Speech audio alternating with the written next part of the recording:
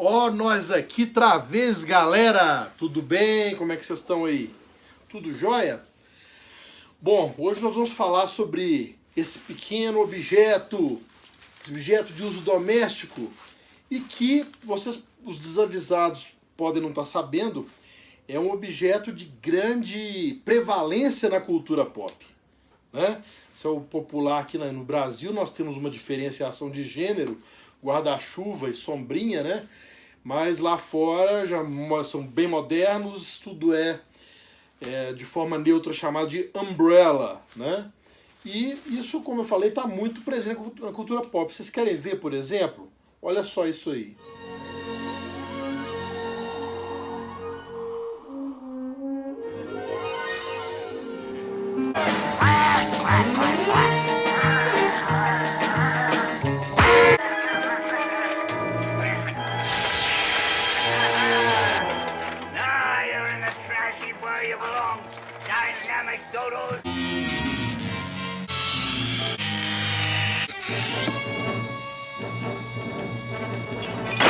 Listen, the penguin just waddled in here, cut open a lock case, and tried to waddle off with...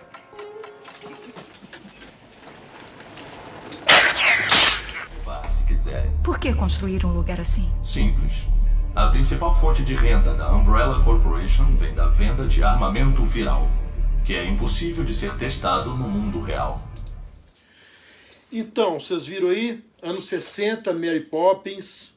Anos 70, os guarda-chuvas do Coringa, do Pinguim, né? Inimigo do Batman. Nos anos 80 aí, as traquitanas, né? do James Bond. E nos anos 90, né? Do Resident Evil, né? A Umbrella Corporation. Né? O guarda-chuva, vocês veem que está sempre infiltrado na cultura pop, como eu falei. Bom, e rock and roll? O que é que o guarda-chuva, o umbrella, tem a ver com rock and roll? Olha aí. This is my favorite book. It's Dune by Frank Herbert, and I've read it a bunch of times.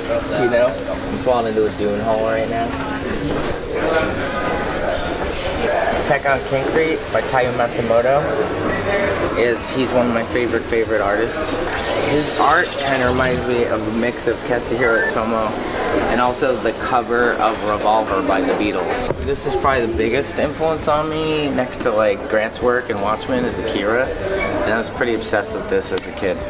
And they came out in color in the States, and they just colored right over the black and white art, and it was kind of strange, but really cool though. Então, vocês conhecem esse camarada aí? Pois é, esse aí é o Gerard Way, vocalista e fundador dessa banda aí, a My Chemical Romance, né, que foi formada no ano de 2001. E esse grupo, embora não é muito a minha praia, não conheço muito, confesso, fiquei até curioso de conhecer mais, porque ele foi eleito pela revista Kerrang! A quinta banda de rock mais influente dos últimos 30 anos. Não é pouca coisa não, né? Interessante de conhecer. Esse cara, o Gerard Way, que é o vocalista, ele é o roteirista de uma série de histórias em quadrinhos, aí nós vamos chegando no nosso tema de hoje, que migrou para a televisão na forma de série, que é The Umbrella Academy. Vocês devem conhecer, pelo menos a série. Muita gente não sabe que ela veio dos quadrinhos, né? Mas veio. O roteirista, como eu disse, é o Gerard Way, e o desenhista é o Gabriel Bá. Gabriel Bá é brasileiro, ele tem um irmão gêmeo chamado Fábio Moon, e os dois já são nossos velhos conhecidos, de nós que circulamos nos corredores dos quadrinhos, principalmente do quadrinho nacional, né?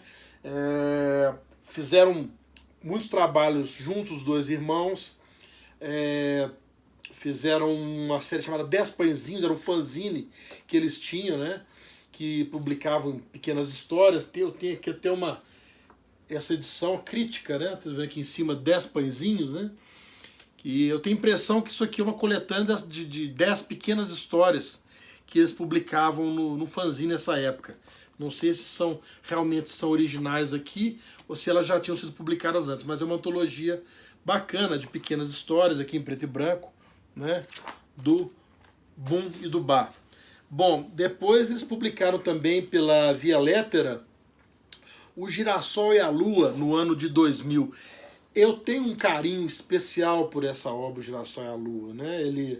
Ela tem uma... O ano 2000 foi um ano atribulado para mim e ela tem um texto no final desse quadrinho que foi muito importante numa determinada experiência que eu vivi na minha vida. Tenho assim, uma grande gratidão a esses dois irmãos aí por esse texto do Girassol e da Lua. A gente vê que quadrinho, gente, é cultura, quadrinho é coisa importante, não é só coisa para criança, não. Tem a edição Meu Coração Não Sei Porquê, de 2001, que saiu pela Via Lettera. Tudo isso estou falando dos dois irmãos trabalhando juntos, né? O Day Tripper, que já saiu pela Vertigo, né? E uma obra importante, que foi Dois Irmãos, de 2015, né?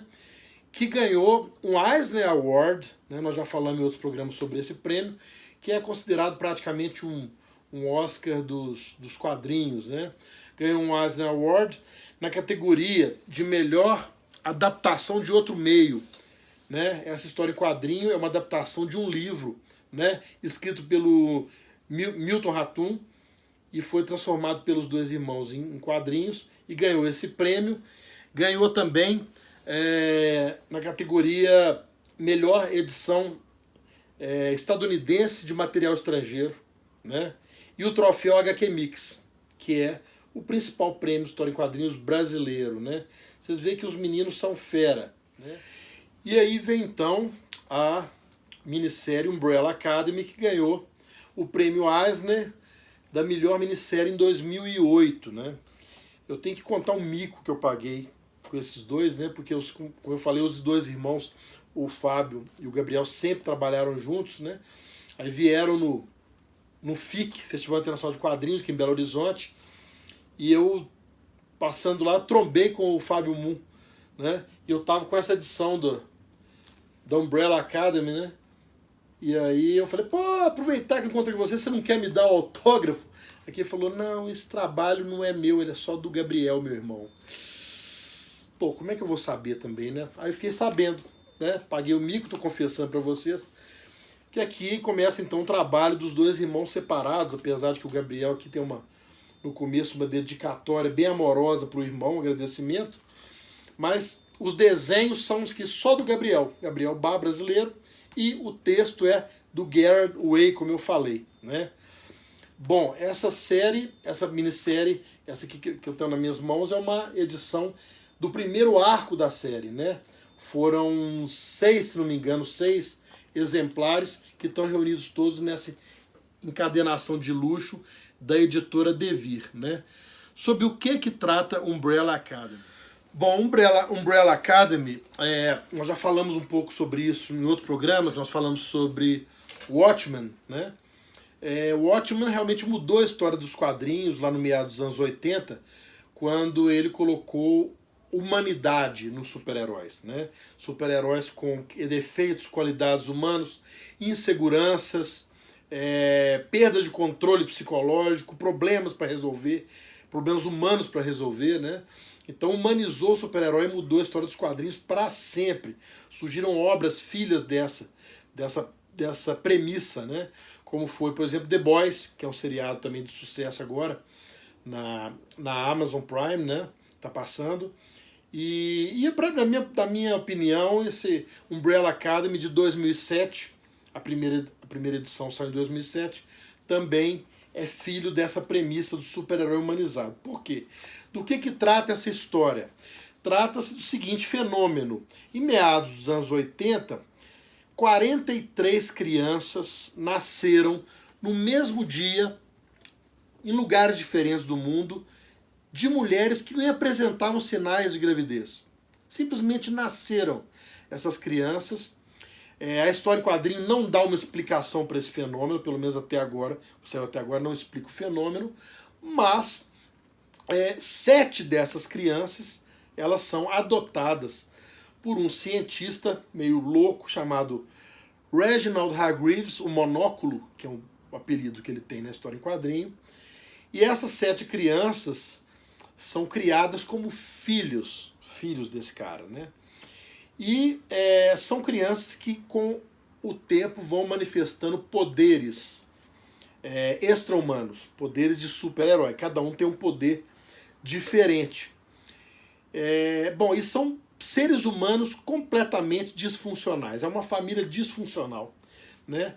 A gente não pode culpar os pobres meninos. Você imagina se você fosse filho de um cientista maluco que, na verdade, vou contar para vocês, porque não é spoiler, porque logo no começo fica claro isso, é um alienígena disfarçado de humano na Terra, um cara frio, que não demonstra o menor amor pelos filhos, né? A mãe é um robô e a babá é um chimpanzé que fala.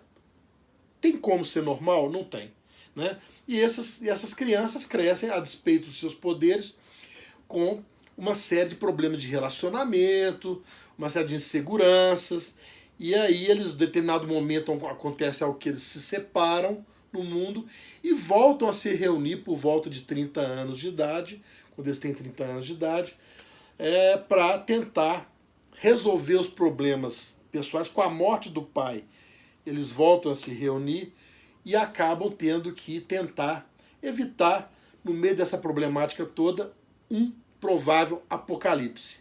É sobre isso que trata Umbrella Academy, né? A sinopse geral da série. Bom, o futuro, né? Já saíram 2 volumes.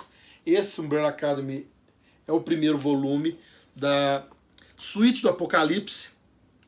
E o segundo volume que saiu é esse, Dallas, também pela Devir, saiu Dallas. Cada um desses livros reúne o arco completo de histórias e cada um foi adaptado já para uma temporada de televisão. Primeira temporada, né, é esse aqui, a Suíte do Apocalipse, e Dallas faz parte da segunda temporada da televisão.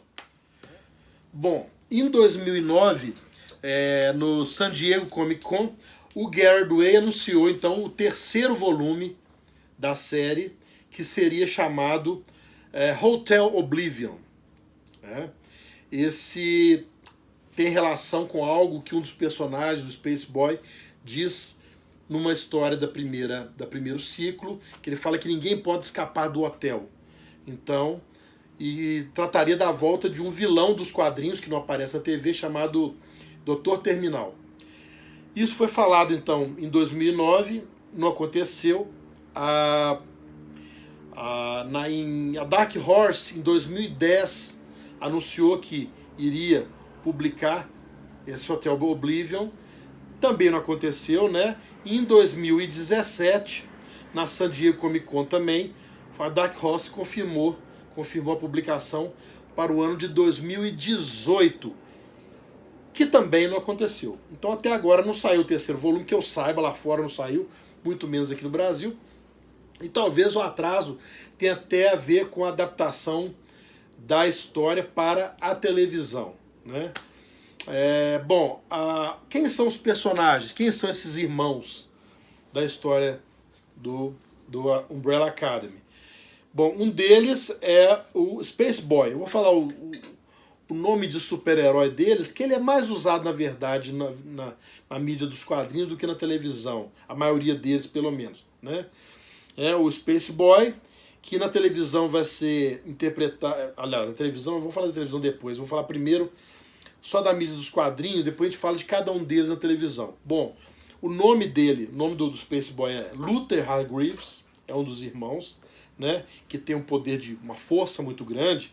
Por causa de uma série de acontecimentos, ele acaba virando uma cabeça humana num corpo de gorila, né? O pai dele faz lá essa adaptação né, no filho por causa de um acidente que ele sofre, etc. Então ele é muito forte.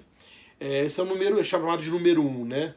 Você tem também a Alison Hargreaves, Rumor, que é o codinome dela, que ela tem um poder interessante que é comandar as pessoas através da voz.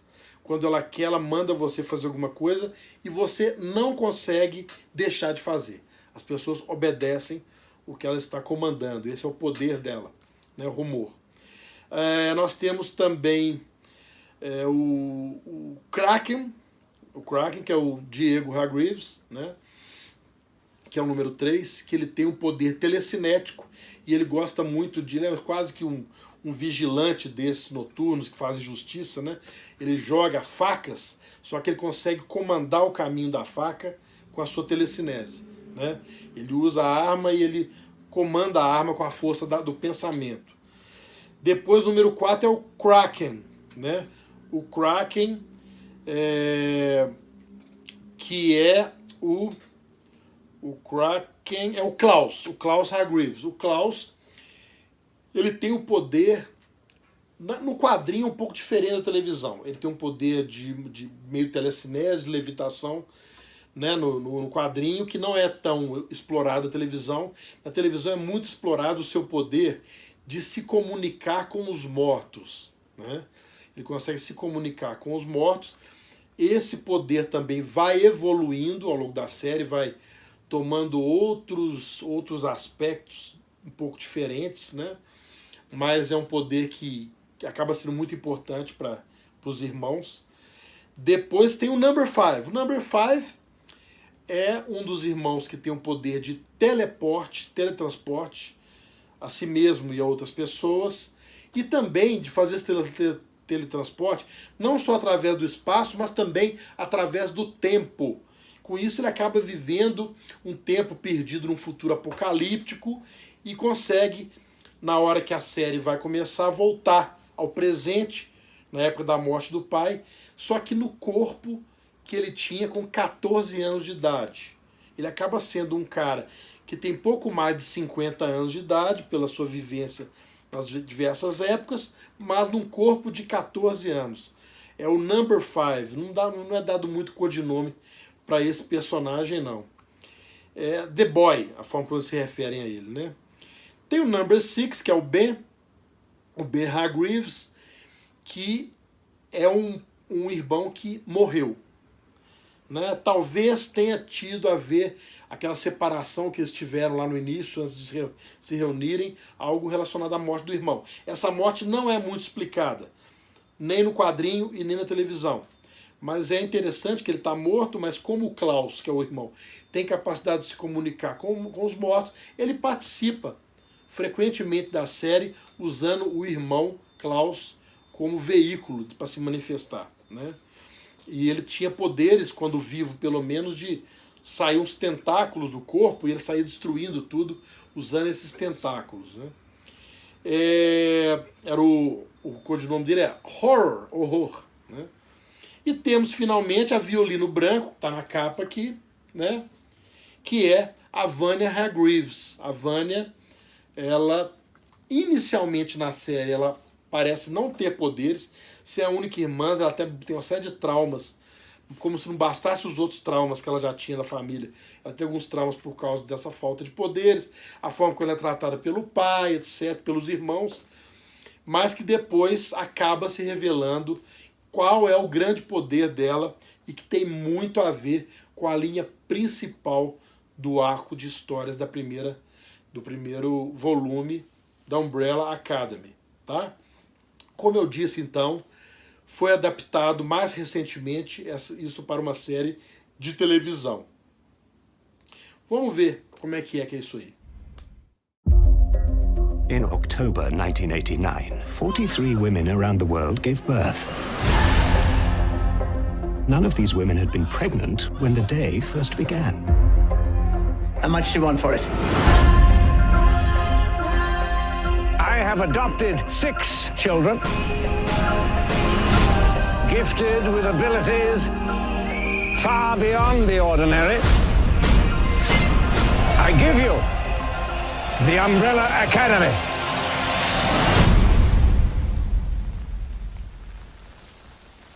Does anyone wish to speak? He was a monster. Everything about our family is insane. It always has been.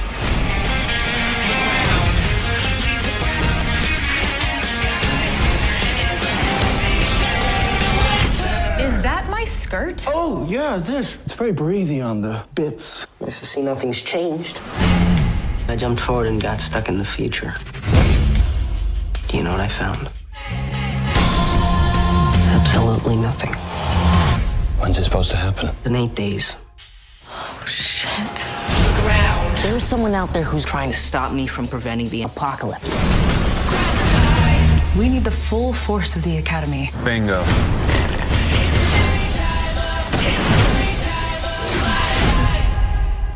Yay, sisters. Yay, sisters.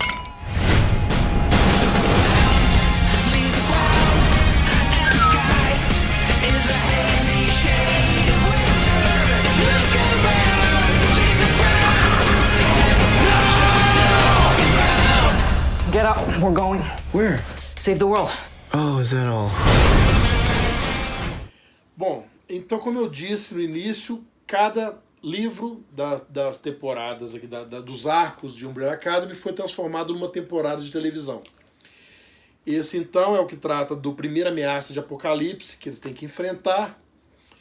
No final eles são transportados pelo tempo e a segunda temporada começa exatamente de onde terminou a primeira, mostra onde eles foram parar nessa viagem no tempo, que é em Dallas, nos Estados Unidos, na década de 60.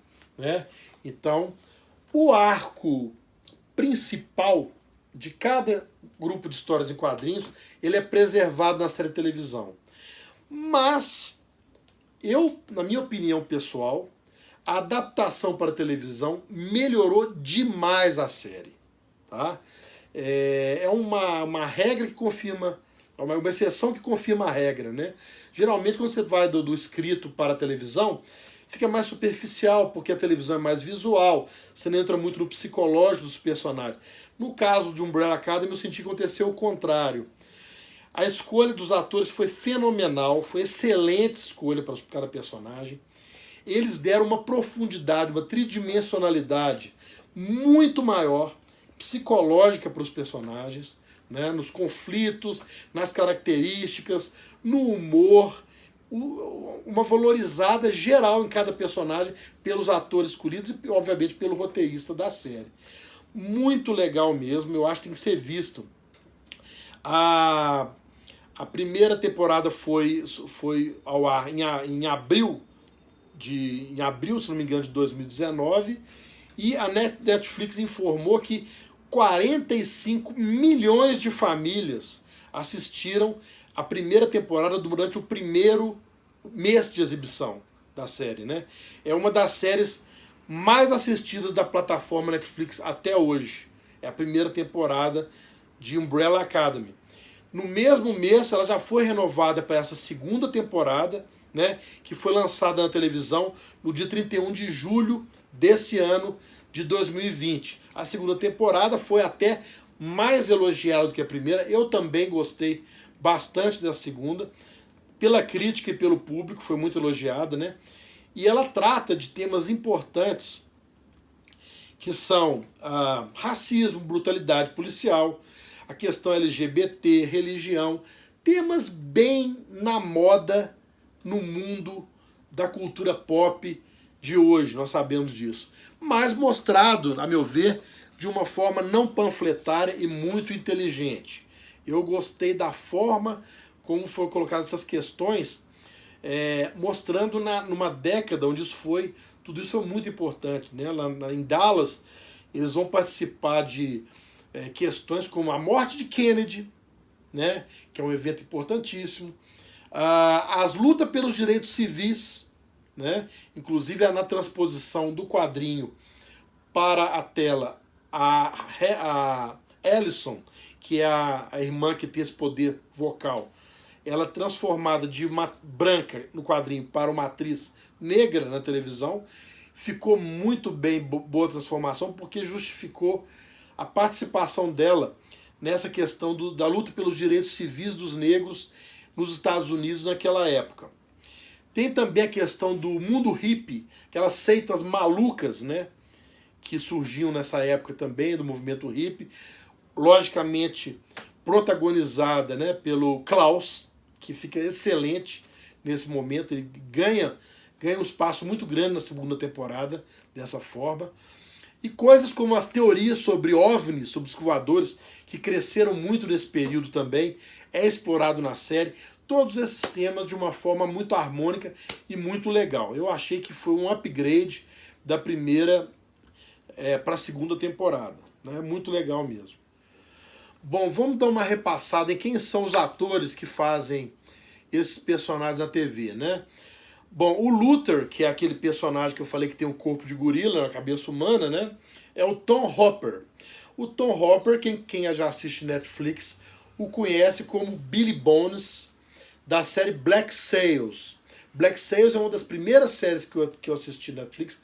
Eu acho ela muito boa, muito boa. É uma série sobre piratas, mostrando o mundo dos piratas, ali na região do Caribe, e era Ilha de Nassau especificamente, e serve como um prequel, uma prévia para o livro clássico A Ilha do Tesouro. Inclusive o Billy Bones é um personagem do livro A Ilha do Tesouro, e na série ele é representado pelo Tom Hopper, que é o Luther, né? Ele também faz, se vocês lembrarem, o Deacon Tarly no Game of Thrones, né? Que é irmão do Samuel Tarly, né? Ele faz essa pequena participação também. O Diego, que é aquele personagem, e ele no quadrinhos ele era caucasiano, quase um dinamarquês louro, e transformou-se num latino na série. Ficou muito bom, porque o ator é muito bom, né? É o David Castanheda, né? Talvez vocês reconheçam o David Castanheda do filme Sicário. É um filme para televisão que fez um relativo sucesso, né? Bom, a Ellison é essa atriz negra que faz a personagem, que é a Amy Rever Lampman. Ela é uma atriz, cantora e atriz que veio da Broadway. Então ela veio do teatro, principalmente, para a mídia de televisão, através dessa série. O Klaus é o Robert Sheehan. Robert Sheehan é um ator irlandês, né? Eu não conheci o Robert Sheehan, conheci na série, mas depois eu vi, por acaso, assistindo o filme Geostorm, de 2017, passou no Telecine há um tempo atrás, se não me engano aqui chamou Planeta em Fúria, alguma coisa parecida, que é um filme onde tem uma série de satélites climáticos que controlam o clima da Terra, e é uma sabotagem, e eles começam a destruir as cidades, né? Então, o Robert Sheehan faz uma pequena participação nesse filme, né? E faz também, quem assiste a série Misfits, eu não assisto, mas ele é o Nathan Young na série, para quem conhece, né? Bom, o Number 5. O Number 5 é um achado, é um ator de 17 anos, sensacional, fazendo esse papel de um cara de 50 e poucos anos, num corpo de 14 anos. O ator tem 17, mas ele é pequenininho, então ele faz bem. É um ator sensacional. Eu tive a surpresa, né, porque eu tenho 2 filhos pequenos, de 6 e 8 anos, que até um tempo atrás assistiam uma série do canal Nickelodeon, chamada Nick, Rick, Dick Down, né? Que nome sensacional. Se você tem uma série com 4 crianças que se chamam Nick, Rick, Dick Down, que nome você dá para essa série? Óbvio, né? Nick, Rick, Dick Down. Perfeito. Uma dessas séries chatinhas, feitas em estúdio, com aquelas risadas de claque no fundo. É aquilo mesmo. Nunca prestei muita atenção. De repente descubro que o Aidan Gallagher, que faz o papel do Number 5, é o Nick da série. Que pulo na carreira desse menino, né? Merecido, porque ele realmente se transformou num grande ator, né, na minha visão, nessa série Umbrella Academy. O número 6 é o Ben, é esse que morreu, né? É o Justin Min. O Justin Min é um ator oriental. Na série em quadrinhos não fica muito clara se ele é oriental também ou não. Talvez sim, em algum momento pode parecer que sim.